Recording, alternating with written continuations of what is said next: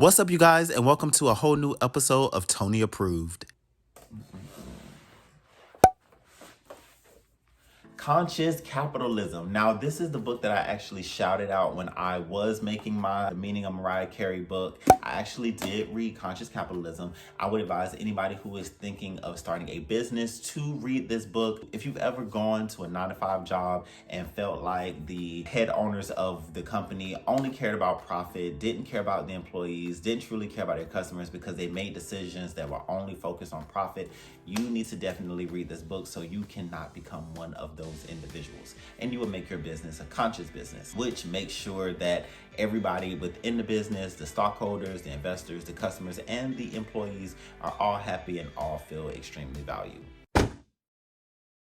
Finding the purpose of your business was the first topic that really stuck out to me while reading this book, and that was very interesting to me because the book breaks down the difference between a purpose, a mission, and your vision. And it is very important that you start with a purpose and you actually stick to that purpose. The sad thing about a lot of businesses, they create their purpose and their purpose has nothing to do with major financial gain. But once they get the ball rolling and they realize how easy it is to get to make money in a certain type of way that may not align with their focus, they start to chase after that way versus staying in line with their focus, which consequently makes their business unconscious because 9 times out of 10 their purpose was to make sure that the 4 major groups are pleased. Normally when you're focusing on profit, you're just making sure that 2 of the major groups, which are the stockholders and the investors, are pleased and not completely your customers or your employees. This chapter actually helped me find a purpose when it came to my YouTube channel. I feel like the purpose of my channel is to inspire all of my viewers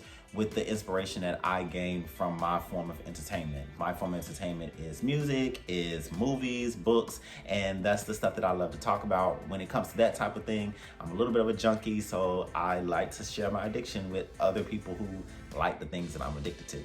So that's my particular purpose for my channel, and it actually helped me stay in line with the type of videos that I want to make and helping me with my growth on other social media platforms where I'm, spreading the love.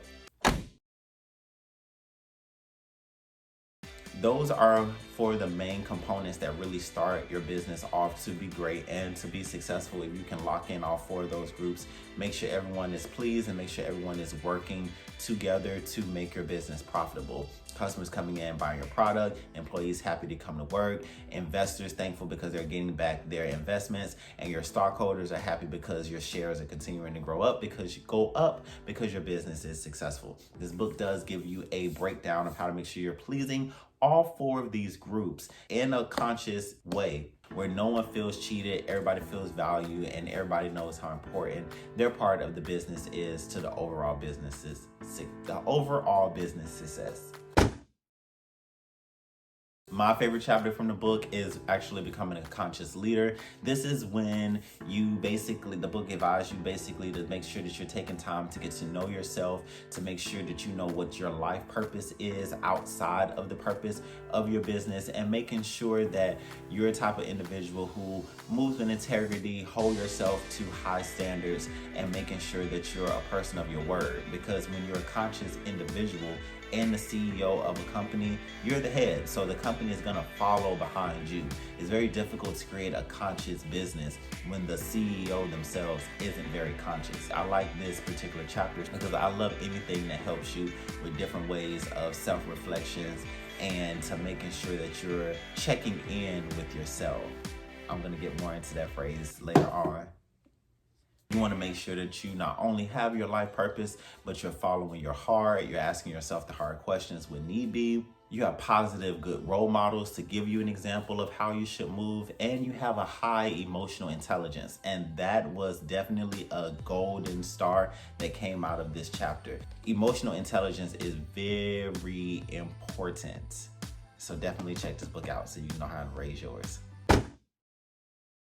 When it comes to the communities of businesses, they affect your business as well. And what's funny is the book gives you a clear breakdown of how to keep your 4 major groups happy. And once those major groups are happy and your business running successfully, the next step is to make sure that you are affecting the community in a positive way by providing them with goods that they need, especially because they're the ones that's spending their goal at your business or with your company in some type of way.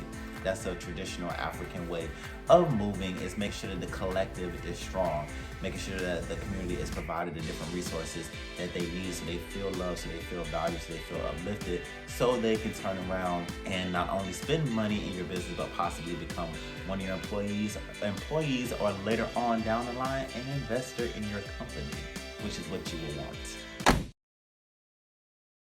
The final nugget that I took away from this book is being honest with other CEOs with the type of company that you're going to have. Dealing with other CEOs for your companies as far as doing possible partnerships, or even when you're going out looking for investors for your company, you want to make sure that you're also picking people who are conscious as well. So making sure that they're not all for profit. Money is important when it comes to your business, but also you want to make sure that your customers feel valued, and so does your employees. So that way, if you're with other individuals who are thinking like you, when it comes down to time to make hard decisions, or when it comes time to allocate how funds will be spent in the company and the different structures that you'll create within the company to make sure that you're keeping your business a conscious business, all parties will be on board. And if they have different ideas, that different ideas won't disrupt the main focus of being conscious. It will be a different viewpoint that can help make sure everyone stays in perfect alignment.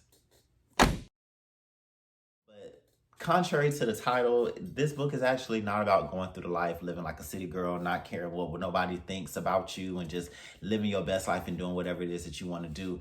But it actually gives you a more conscious